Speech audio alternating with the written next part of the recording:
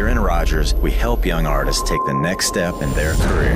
Being a star takes more than talent. It takes hard work and a lot of determination. You know, it is a tough life that we've chosen here. You know, nothing is guaranteed.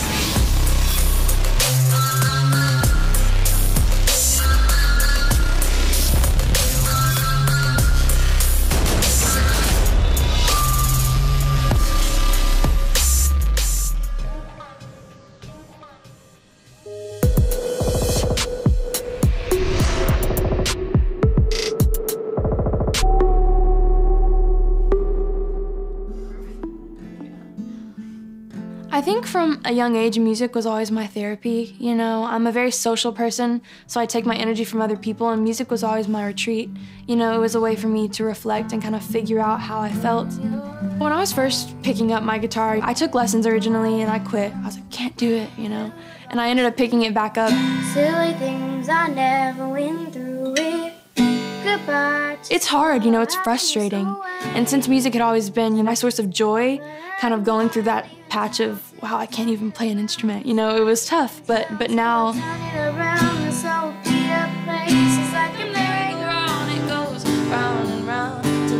it's almost as, you know, comfortable as just singing, you know, a song in the shower.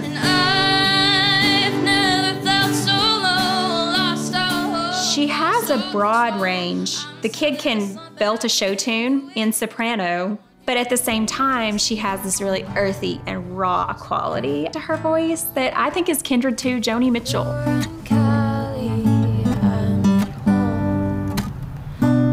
Sierra is the older sister. She does kind of take on the mom role. There's been a little bit of a struggle for independence from Kaya.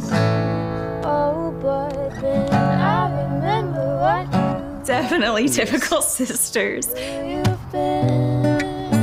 Growing up through theater, there were several roles that they were both competing for. So I think that helped mold them into who they are too, as far as one getting the role and the other not, and the other not understanding why, that kind of thing. I think they learn and grow and are challenged by one another, and they sound beautiful together.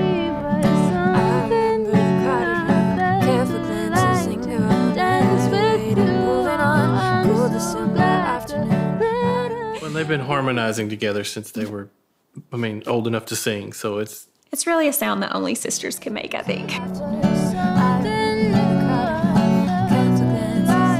Our life is a musical. That's what it is. I moved to Seattle in high school and college, and I got to play in bands in the 90s. And it was an amazing place to be. The Seattle sound and the grunge scene was really just a cultural thing. You know, it was a bunch of friends that all knew each other and traded band members and had a sound and a style, and were very authentic and very real to their lifestyle in Seattle. Being a child of the 90s, influenced by the 90s music. It was just a big part of my growing up. Pearl Jam, Soundgarden, Alice in Chains, and something that just kind of embedded itself into my soul and who I am as a person, not just as an artist. It's just something that's tied to memories. Caleb has an amazing voice. It's got a lot of tone, a lot of emotion, and a ton of power that reminds you of some of the great bands from Seattle, but it's very current. My favorite vocalist of all time is Chris Cornell. Cross genres, he's just one of the greatest singers that's probably walked the earth. Incredible range, and could go to the lowest of lows and the highest of highs and make these interesting sounds with his voice that the listener just connected to on a lot of different levels. And I just fell in love with that. The same thing with like Eddie Vedder. The thing that's really great about music is it's kind of like this form of magic that when you listen to something, it really just kind of gets in your DNA a little bit.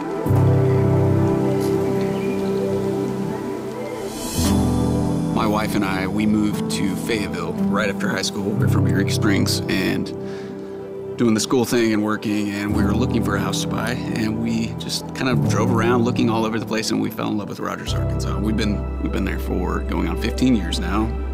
Mom and Dad, I want you to make a TikTok with me. Okay. You can try that. Lake Atalanta, it takes all the good things about this area and puts them very close to you, so you can drive out to there and you can feel like you're just miles away. We were in 7th and 8th grade when we first met. He will tell a story that I walked into his classroom and sharpened my pencil, and he said, I'm gonna marry that girl. And I remember seeing him for the first time and saying, I think I'm gonna marry that guy. Since I've known Caleb, he's always been very into music, very passionate. The whole journey of watching him grow in music, I was able to be a part of, which was really cool. Had several ups and downs and different journeys that he's been on, but I think overall I've really seen him grow as a musician over the last several years. Okay, are you ready? 3, Tell us. 2, 1, go. Martha, dump truck in the flesh. Here comes the cootie squad. He's just... Sorry, Heather. Look who's with her. Oh my gosh. Wait, let me... What? Is this what we're supposed to do? You do this. Oh, I just do one hand? Oh, that would have been way easier.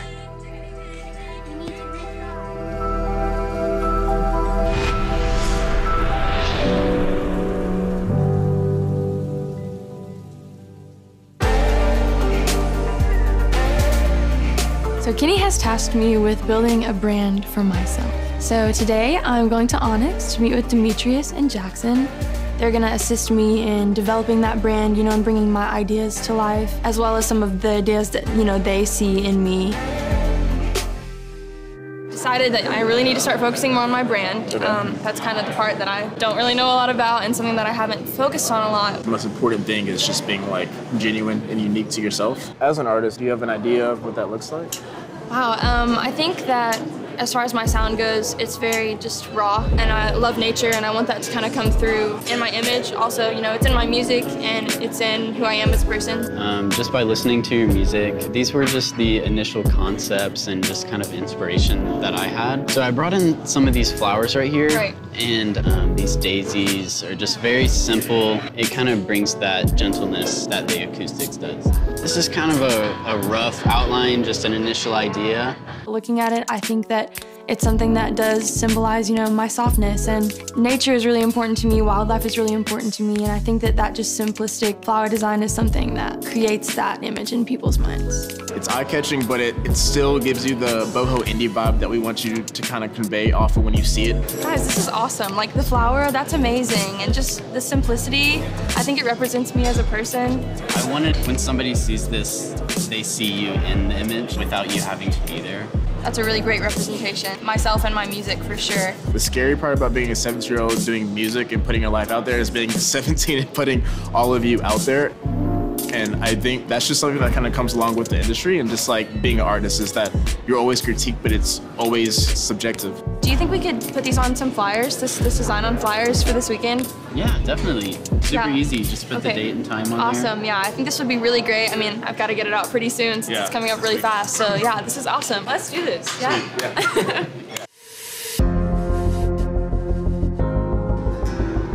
Barrett Baber is kind of a classic hometown hero. He's been working hard at it for a long time. He's had all the talent in the world. As we all know, it just takes going after it, and he certainly did. I got into music very organically in that I was never allowed to miss church because my dad was the preacher and was expected to participate in everything, and I did. And one of those things was church music. And very quickly after I learned how to play guitar in my teens, I started writing songs right away. And a lot of them are real bad songs, but you gotta write those bad ones. About 1,000 of those before you start writing good ones.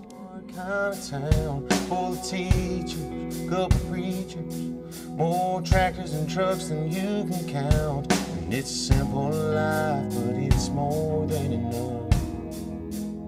So I dedicated the next decade or so of my life playing $200 shows in every VFW in Arkansas for sometimes no money, sometimes for no people, which led me to a path of finally in my 30s being able to make a living making music. I credit deciding to be a teacher with a lot of my success now. Hey everybody, it's Barrett Baber, and I'm reaching out to you to ask for your help. I need your vote so that I can win this season of The Voice. There was an opportunity for me, forced me to make a decision to not be a fraud, and in that I can't stand up in front of these high school kids and tell them to chase their dreams if I'm not willing to do it myself.